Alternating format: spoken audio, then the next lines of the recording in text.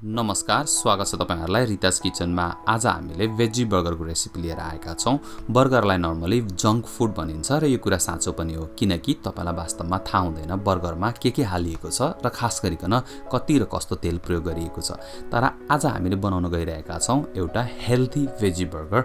यो बर्गरको अगाडि तपाईलाई अन्य सबै बर्गरहरू जंक फूड लाग्नेछ, किनकि आज हामीले प्रयोग गरेका छौं केही सुपर फूडहरू जस्तै बीटरुट, चना, ओट्स, लसुन र अन्य थुप्रै सामग्रीहरू।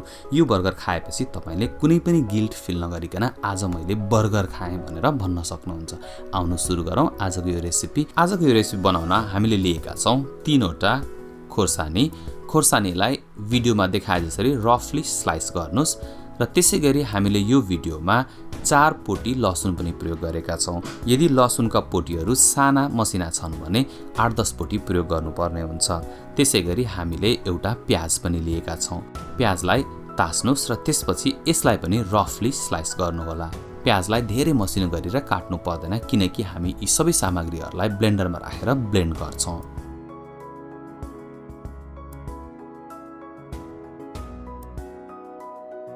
त्यसैगरी हामीले यो रेसिपीमा एउटा ठूलो साइजको बीटरुट पनि प्रयोग गरेका छौं। नेपालमा धेरै थरीको बीटरुट पाइन्छ। बजारमा जुन बीटरुट उपलब्ध छ त्यही लिनुभए हुन्छ। बीटरुटलाई क्युब्समा काट्नुस् र त्यसपछि हामी यी सबै सामग्रीहरूलाई ब्लेन्डरमा राखेर ब्लेन्ड गर्छौं।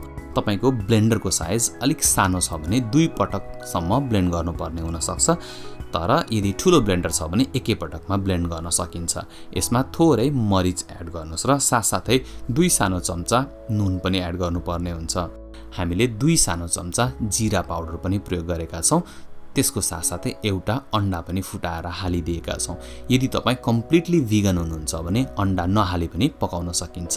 तपाईले यसमा 1 चम्चा जति चाट मसला अथवा अन्य मसलाहरू पनि एड गर्न सक्नुहुन्छ, तर हामीले केवल जीरा पाउडर मात्रै प्रयोग गरेका छौं। तपाईले ब्लेन्डरको ढक्कन खोलेर बेला बेला चम्चाले चलाउँदै गर्नुपर्ने हुन्छ।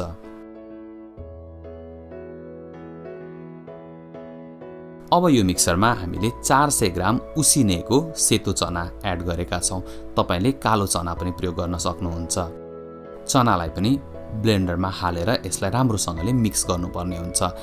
अघि मैले भने जस्तो ब्लेन्डरको साइज सानो छ भने आधा गरेर 2 पल्ट ब्लेन्ड गर्नुहोला, अथवा एकैचोटी हालेर यसलाई चम्चाले चलाउँदै ब्लेन्ड गर्दै गर्नुपर्ने हुन्छ। हाम्रो मिक्सर एकदम धेरै मसिनो पनि हुनु हुँदैन र एकदमै खस्रो पनि हुनु हुँदैन। त्यसैले म तपाईलाई यसको कन्सिस्टेन्सी देखाउँछु। ढक्कन खोलेर हेरौँ त। ल हेर्नुस्, यसको कन्सिस्टेन्सी लगभग यस्तो हुनुपर्छ। तर अहिले यो मिक्सर हेर्दाखेरि अलिक गिलो देखिएको छ, तर यसलाई हामी फिक्स गर्छौं।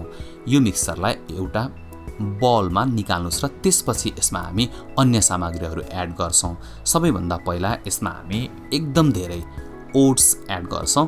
यदि तपाईले ओरिजिनल ओट्स युज गर्नुभएको छ भने त्यो ग्लुटेन फ्री पनि हुन्छ, र यदि तपाईलाई ग्लुटेन एलर्जी छ भने पनि तपाई यो बर्गर सजिलै खान सक्नुहुन्छ।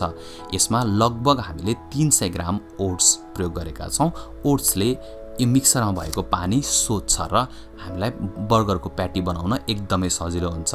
तपाईले भिडियोमा देख्न सक्नुहुन्छ अझै पनि यो मिक्सर गिलो छ, त्यसैले यसमा अझ अलिकति ओट्स एड गर्नुस् र यसलाई राम्रोसँगले मिक्स गर्नुहोला।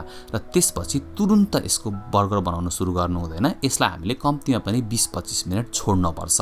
त्यसो गर्दाखेरि ओट्सले अझ राम्रोसँगले पानी सोच्छ। तपाईले भिडियोमा देख्न सक्नुहुन्छ हामी अहिले नै यसलाई मुठी बनाउन सक्ने भइसकेका छौं। लगभग यस्तो कन्सिस्टेन्सी भएपछि यसलाई हामी 20-25 मिनेटको लागि छोड्दिनु पर्ने हुन्छ। ओट्स एकदमै हेल्दी फूडमा गनिन्छ, त्यसैले ओट्स धेरै प्रयोग गरे भनेर चिन्ता मान्न पर्दैन। तपाईले यसमा आफुलाई मन पर्ने जति अथवा रेसिपीमा चाहिए जति प्रयोग गर्न सक्नुहुन्छ। अब यो मिक्सरलाई हामी 20 मिनेटको लागि रेस्ट गर्न छोडिदिन्छौं। हामीले लिएका छौं 1 मुठा लेट्युस। यसलाई पनि काटेर राम्रोसँगले पखाल्नु पर्ने हुन्छ। लेट्युसको भित्रसम्म पत्तामा माटो पसेको हुन्छ, त्यसैले यसलाई राम्रोसँगले पखालेर मात्रै बर्गरमा प्रयोग गर्नुपर्ने हुन्छ। त्यसैगरी हामीले लिएका छौं एउटा ठूलो साइजको पाकेको टमाटर। पाकेको टमाटर बर्गरमा एकदमै मिठो हुन्छ। त्यसैगरी तपाईलाई अन्य कुनै भेजिटेबल्सहरू मन पर्छ भने त्यो पनि प्रयोग गर्न सक्नुहुन्छ।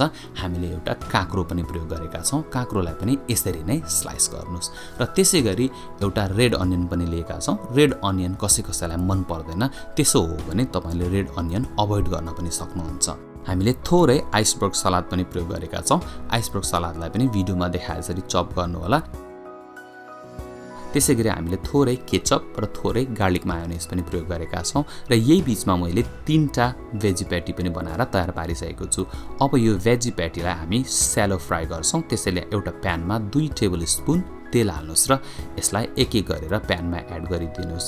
तपाईले डीप फ्राई पनि गर्न सक्नुहुन्छ, तर डीप फ्राई गर्दाखेरि बर्गर हेल्दी रहँदैन। त्यसैले यसलाई हामी हेल्दी बनाउनलाई थोरै तेलमा स्यालो फ्राई गर्छौं। यसलाई एक साइडमा 4 देखि 5 मिनेट पकाउनु पर्ने हुन्छ र त्यसपछि यसलाई हामी पल्टाइदिन्छौं। यदि तपाईलाई एक्स्ट्रा क्रिस्पी मन पर्छ भने तपाईले यो प्याटीलाई ब्रेड क्रम्समा डुबाएर अनि फ्राई गर्नु होला। तर यसको आवाज सुन्नुस् त।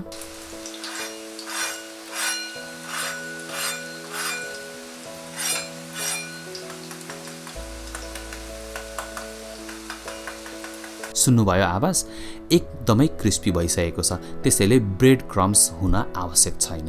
यसलाई अर्को साइडमा पनि 3-4 मिनेट पकाउनु होला र त्यसपछि यसलाई हामी एउटा प्लेटमा निकाल्छौं।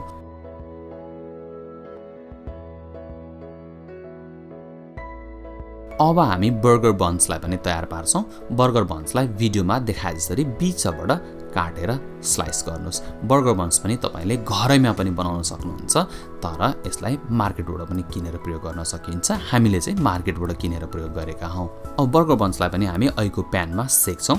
अघिको प्यानमा एक्स्ट्रा रहेको तेललाई हामी बाहिर फालिदिन्छौं र त्यसैमा हामी बन्स एड गरेर यसलाई सेक्छौं। बन्सलाई धेरै बेर सेक्न पर्दैन, हल्का वार्म भएपछि हुन्छ। तपाईले भिडियोमा देख्न सक्नुहुन्छ हल्का ब्राउन देखिन थालेको छ। यसलाई हामी अब निकाल्छौं र बर्गर बिल्डअप गर्न सुरु गर्छौं। बिल्डअप गर्नलाई तपाईले आफुलाई मन पर्ने स्टाइलमा बिल्डअप गर्न सक्नुहुन्छ। तपाईले यसमा चिली मायोनेज, गार्लिक मायोनेज अथवा केचप मात्रै हालेर पनि बिल्डअप गर्न सक्नुहुन्छ।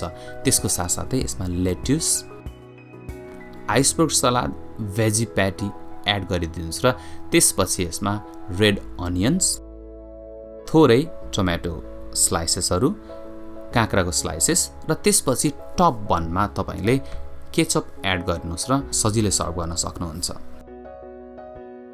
ल हेर्नुस् त, हाम्रो घरमै तयार पारेको प्रोटिनयुक्त हेल्दी भेजी बर्गर बनेर तयार भइसकेको छ। म हाम्रो च्यानल मार्फत तपाईलाई जङ्क फुडबाट टाढा रहन आग्रह गर्न चाहन्छु।